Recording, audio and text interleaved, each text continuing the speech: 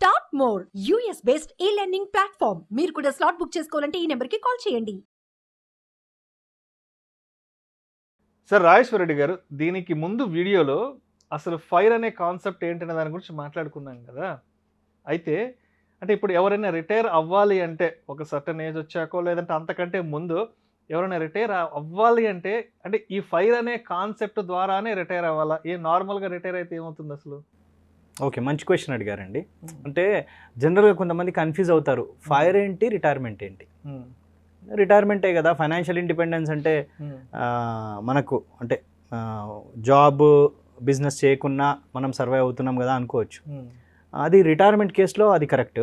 ఎందుకంటే మనం ఒక జాబ్లోనో బిజినెస్లోనో ఉన్నాము, దాని నుండి సేవింగ్స్ చేసి ఒక కార్పస్ క్రియేట్ చేసి ఎప్పుడైతే అది ఆపేస్తామో అప్పుడు మనకి మన ఆర్థిక అవసరాలు వాట్ ఎవర్ ద నీడ్స్ వాటిని చేసుకోవడానికి రిటైర్మెంట్ అంటున్నాం. బట్ ఫైర్ అనేది ఏంటంటే ప్రీ రిటైర్మెంట్, అంటే రిటైర్మెంట్ని పోస్ట్పోన్ చేయడం. అది ఆ రిటైర్మెంట్ని 5 years పోస్ట్పోన్ చేయడమా, 10 years పోస్ట్పోన్ చేయడమా, 15 years పోస్ట్పోన్ చేయడమా అనేది ఆ ఇండివిజువల్ మీద డిపెండ్ అయి ఉంటుంది. బట్ ఎందుకు మరి ఆ ప్రీపోన్ చేయడం ఎందుకు, రిటైర్మెంట్ని ప్రీపోన్ చేయడం ఎందుకు అని అంటే, ఫర్ ఎగ్జాంపుల్ అండి, ఒక పర్సన్ ఉన్నాడు, ఓకే, సాలరీడ్ అనుకోండి, బిజినెస్ అనుకోండి, ఏదైనా అనుకోండి. మన ఎడ్యుకేషన్ సిస్టమ్ ఏంటంటే మనము వర్క్ చేసి మన ఎడ్యుకేషన్ అయిపోగానే మన దానికి సంబంధించి ఏదో జాబ్ దొరికేసి అందులో జాబ్లో జాయిన్ అయ్యి తర్వాత బిజినెస్ అని ఇలా మెకానికల్గా చేసుకుంటూ వెళ్ళిపోతున్నాం, ఎక్కడ ఛాన్స్ వస్తే అక్కడ ఆపర్చునిటీ. బట్ కొంతమందిలో కొన్ని హాబీస్ ఉంటాయి, కొన్ని హాబీస్ వాటిని వాళ్ళు రియల్ లైఫ్లో ఇంప్లిమెంట్ చేద్దాం అనుకున్నా చేయలేరు. ఎందుకు అనంటే ఈ వర్క్లో పడి, ఈ మార్నింగ్ టు 9 to 9 వర్క్లో బిజినెస్లో పడిపోయి వాళ్ళ హాబీస్ని వాళ్ళు ఇంప్లిమెంట్ చేయలేకపోతారు లైఫ్లో. అలాంటి వాళ్ళ కోసమే ఈ ఫైర్ కాన్సెప్ట్ అండి. సపోజ్ ఒక పర్సన్ ఉన్నాడు, అతనికి మ్యూజిక్ అంటే ఇష్టం, కానీ ఈ మన రెగ్యులర్ లైఫ్లో పడేసి రిటైర్మెంట్ అయ్యేసరికల్లా ఉన్న టైం అంతా అయిపోతుంది. ఆ మ్యూజిక్ అనే ఆ పర్టికులర్ హాబీని ఆయన దాన్ని లైఫ్లో ఎక్స్పీరియన్స్ చేయాలన్నా, దానివల్ల ఎంజాయ్మెంట్ చేయాలన్నా, దాన్ని ఇంప్లిమెంట్ చేయాలన్నా టైం ఉండట్లేదు. మన హాబీస్ని వీటిని పక్కకు పెట్టేస్తున్నాం. సో ఈ ఫైర్ కాన్సెప్ట్లో ఆ హాబీస్ని మనము చేయగలుగుతున్నాం. తొందరగా రిటైర్ అయ్యి మనం ఏదైతే ఉద్యోగం, ఏదైతే బిజినెస్ మన అవసరాలకు దాని మీద డిపెండ్ అవ్వట్లేదో, మనకు రెగ్యులర్గా ఇన్కమ్ స్ట్రీమ్ వస్తుందో, అప్పుడు మన ఇట్లాంటి హాబీస్ని మనము లైఫ్లో ఎంజాయ్ చేయొచ్చు. ఇది సింపుల్ అండి. సే ఫర్ ఎగ్జాంపుల్, నేను లాస్ట్ టైం చెప్పినట్టు ఒక నావా ఎగ్జాంపుల్ చెప్పిన, ఇప్పుడు ఒక వెహికల్ తీసుకుందాం.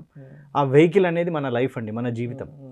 మనము ఒక వెహికల్ నుంచి ఒక డెస్టినేషన్కి వెళ్తున్నాము అని అన్నప్పుడు దాంట్లో ఫ్యూయల్ కావాలి. సో ఆ ఫ్యూయల్ ఈజ్ నథింగ్ బట్ మన ఈ ఫైనాన్షియల్ రీసోర్సెస్. సో ఈ రీసోర్సెస్ అన్నీ ఉన్నంత కాలము మనము కంఫర్టబుల్గా వెళ్తాం ఆ జర్నీకి. ఎప్పుడైతే ఇంధనం ఫ్యూయల్, ఈ ఫైనాన్షియల్ రీసోర్సెస్. సో ఈ ఫైర్ కాన్సెప్ట్ వల్ల ఏంటి అని అంటే మనకు ఆ ఇంధనం ఆగిపోకుండా ఉంటుంది. సో మనం కంఫర్టబుల్గా రీచ్ అవ్వచ్చు. ఇది ఒకవేళ ఫైర్ అచీవ్ చేస్తే ఏంటి బెనిఫిట్ ఏంటి, ఇప్పుడు ఎందుకు అవసరము అని అంటే మన మన మన మన లోపల ఉన్న ఆ రియల్ హాబీస్ అనుకోండి, ఆ కోరికలన్నీ వాటిని ఇంప్లిమెంట్ చేసుకోవడానికి ఫైర్ అన్నాం.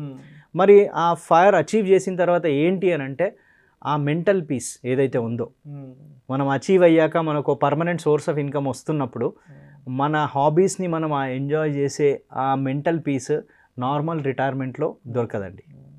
ఎందుకంటే నార్మల్ రిటైర్ అయ్యేసరికి అక్కడ మన ఎనర్జీ ఉండదు. 60 years అన్నప్పుడు 60 yearsకి రిటైర్ అయితే పోనీ ఆ ఎంజాయ్ చేద్దామన్న ఆ ఓపిక, ఆ ఎనర్జీ, అది టైం ఉంటుంది. సో ఆ టైము ఉన్నా మనం ఏం చేయలేం. కాబట్టి దీన్ని ఫైర్ అనే కాన్సెప్ట్తో మనం ముందే ప్లాన్ చేసుకొని ఫ్రూగల్ మెంటాలిటీతో, అంటే మన ఎక్స్పెన్సెస్ని ఎంత వీలైతే అంత తగ్గించుకుంటూ, సేవింగ్స్ని, ఇన్వెస్ట్మెంట్ని పెంచుకుంటూ ఆ ఫైర్ కార్పస్ని క్రియేట్ చేసి అప్పుడు జాబ్ మీద, బిజినెస్ మీద డిపెండ్ కాకుండా మన హాబీస్ మీద కాన్సన్ట్రేట్ చేసుకోవచ్చు. ఇంకా కొన్ని రీజన్స్ ఉన్నాయండి ఫైర్ ఎందుకు అవసరమా అనే దానికి. నవేడేస్ మన ఈరోజు వాటిల్లో చూస్తే జాబ్ సెక్యూరిటీ. ఇప్పుడు జాబ్ స్టార్ట్ చేస్తాము, ఇప్పుడు ఐటీ ఫీల్డ్లో ఉన్నారండి చాలామంది, నేను కలిసిన వాళ్ళు ఏమంటారంటే మేము 50, 55, 60 వరకు వర్క్ చేయలేమేమో అండి, ఎందుకంటే డే బై డే ఆ స్కిల్స్ డెవలప్ చేసుకోవాలి, మనది మనం అప్డేట్ చేసుకోవాలి. టెక్నాలజీ ఎందుకంటే వచ్చే జనరేషన్ చాలా అప్డేటెడ్ ఉంటున్నారు, వాళ్ళకి ఆపర్చునిటీ వెళ్ళిపోతుంది అని అంటున్నారు. సో అట్లాంటి కేసులో అంటే job security is also one of the reason. అంటే మనం 60 years వరకు వర్క్ చేసే పొజిషన్ లేదు విత్ దిస్ అప్డేటెడ్ ఈ రెవల్యూషన్, మన డిజిటల్ రెవల్యూషన్ వీటన్నిటిలో. సో అందుకోసమైనా మనం ఫైర్ కార్పస్ క్రియేట్ చేసుకోగలగాలి. ఎందుకు అనంటే ఉన్నప్పుడు ఆ ఫ్రూగల్ మెంటాలిటీని మనం అలవాటు చేసుకొని ఎక్స్పెన్సెస్ని అరెస్ట్ చేసుకొని హయ్యర్ సేవింగ్స్కి వెళ్ళినప్పుడు కార్పస్ క్రియేట్ చేస్తే అట్లీస్ట్ ఆ జాబ్ సెక్యూరిటీ అనే దాని నుండి బయటపడతాం. అండ్ ఇది నేను సాలరీడ్ క్లాస్కి చెప్పాను. బిజినెస్ క్లాస్కి తీసుకుందాం. బిజినెస్ క్లాస్కి కూడా దేర్ విల్ బీ ఫ్లక్చుయేషన్స్.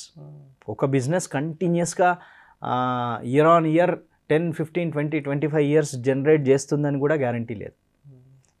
ఇప్పుడున్న ఈ రెవల్యూషన్లో బిజినెస్ మోడల్సే మారిపోతున్నాయండి. బిజినెస్ ఉంటుంది, బిజినెస్ మోడల్స్ మారిపోతున్నాయి.